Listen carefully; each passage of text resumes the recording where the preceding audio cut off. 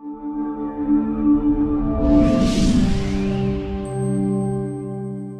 everybody, and welcome back to the Gay View. We have Brian, we have Seth, and we have Jeremiah here, and we're going to be talking about a really interesting issue.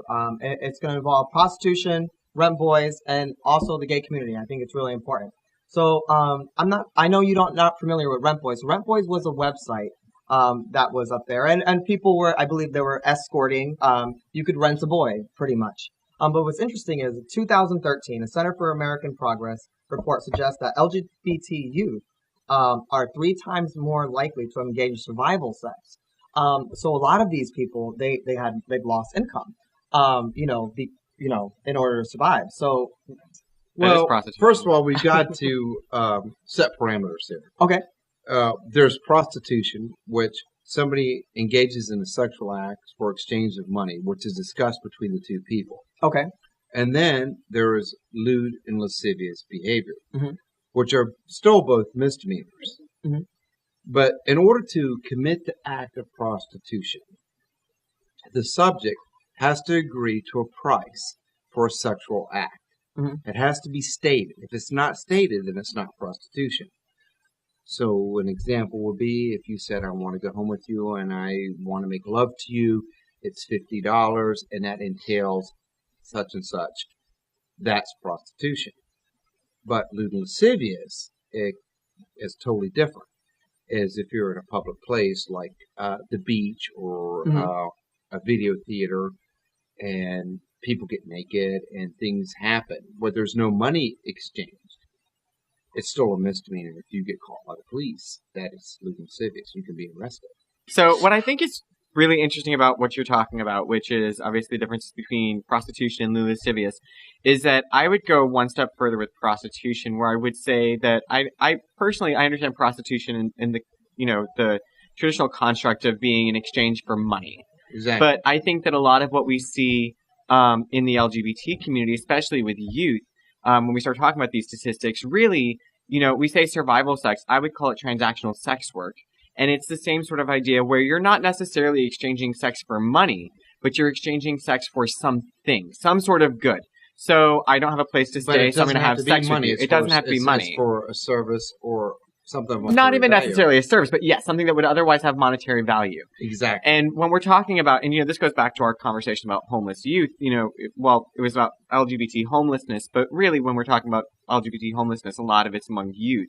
And it's because of family rejection. This is all sort of training together in my mind. But when we go to this idea of transactional sex work among homeless youth, it's because that's what they have to do, they think, to get what they need to survive. It's their currency. I don't have a job. I don't have mom and dad paying my bills. The currency that I have is my body. And in exchange for my body, I can get a place to stay. In exchange for my body, I can get dinner tonight. In exchange for my body, I can get $50 to go get a new pair of shoes. But we touched on this earlier because you had a good opinion about that. Where, because I know you were saying that shouldn't have to be your choice. That wasn't your, and different ages and demographics here. As a younger generation, gay person, views, points. Okay, so I'm not saying that I was ever kicked out or I was homeless or whatever the case is. I did come from a religious background and everything like that. But I'm saying as rent boy shouldn't have been a choice. That wouldn't be my first decision to do. That wouldn't be my first decision for anything, really. It's like I was brought up to be very independent. I was brought up to do what I have to do, but not have any way or to prostitute or in exchange for any kind of good or value or anything like that. It's just how I was brought up. Like, yes, if the circumstance was different, like maybe if I wasn't brought up that way, maybe that would have been the case. But honestly, in my head, everybody's different. So that's just how I was brought up. It's morals, values, whatever the case is. But Seth, you were able to stay focused. Exactly. A lot of these people are in a situation where they're desperate. Right. Okay? So therefore, what turns out to be a casual friendship begins to have a monetary basis over a few months. That becomes like a sugar daddy or a sugar baby or and a you sugar will whatever. find a lot of young youths being victimized by older people. Absolutely. Absolutely. It's very common. It's because they can mentally control them, financially control them, and they have nowhere else to go. So Yes, they're stuck in really that good trap. point there. So how do we find a solution though for our community? The solution is to weed out the predators, because that was what it comes down to. Mm-hmm. The predator is not the 18-year-old guy hanging out with the 16 or 18-year-old guy. Right. It's the 45, it's the 65-year-old guy who's been a pedophilist, who's been, in my opinion, a guy that's been in the closet for 20 years, paying this young child money to perform sexual services. Mm-hmm. And now that child becomes a victim of those circumstances. Mm-hmm.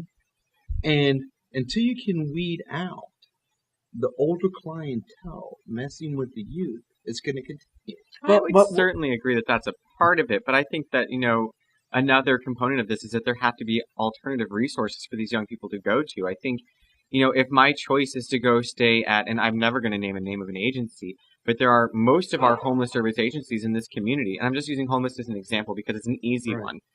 The big ones are based in fundamentalist religious ideals. And if I was just kicked out from an environment because I'm LGBT identified and that makes me the other and I'm not welcome in my community anymore, why would I go back to that same community to look for support? Especially knowing that by going there, I'm putting myself at more risk to be victimized in another way. At least when I'm, giving my body to somebody, I have some sort of control over what's going on. There's no control when you're giving I your body agree to with what you're somebody. saying, But right there now, is, though. There is. I'm making I've- the choice to give my body, not to be beat up in the middle of the night because I look different. You think you you're think making you the are. choice. You think you're making the choice, but it is. I understand what you're saying, but guess what? Right now, if you dialed the phone live on TV and said you need a place to stay right now, every homeless shelter is going to tell you they're full. They're not Exactly. taking anybody in. That's why we need more resources. They're not taking anybody They're in. not. So what do you do at that point? Here it is. It's 10 o'clock at night. They're not taking you in. What do? You become desperate. No, fact I've done of it life. 1,000 times. 1,000 times. And that's why we need more resources. It's not just about getting those predators off the street. It's about And by coming that, up with you mean you've dealt with it. resources for, not done it. Yeah, not, Okay. not personally, but I have called up the shelters, And they're full. and They're asked always them full. all the time. And, honestly, my problem is because I work with young people, it's always on a Friday night. It's never on like a Monday. But, which is even more challenging because I'm going to be gone for the next 2 days because you have to separate yourself professionally, and that gets to be a real challenge too. But at the end of the day, the issue is, yes, we need to get the predators, but we also need to develop more resources. There need to be resources, and they need to be culturally sensitive. They need to have cultural humility. But the thing is, you've got to educate the youth. And you've got to tell them, you don't have to fall into this category where you're being easy taken to. advantage of by these people. You're right. We need more shelters. We need other things. But we need other education where these people can feel confident that, okay, I don't have to resort to being with this person for money just so I have. Well, that's where our role models come in. We need to become gay role models for those younger people. Exactly. 100%. And it's not just looking at media. It's saying, no, I'm going to take you under Because my the wing, and I'm going to temptation be a role model. Is out there. Any young, attractive gay male or even heterosexual male that needs money can go anywhere in the city and get what he needs to spend the night somewhere. That's very true. I mean, I've had people offer to pay my rent, and I've just been There you go. forget it. I have my jobs for a reason, but Exactly. that's just, the way I would agree with you. We need to get rid of the predators, and we definitely need more resources and role models. Thank you so much for viewing Into the Gay View. I enjoyed it. Brian, Thank you guys. Seth, and Jeremiah, thank you so much.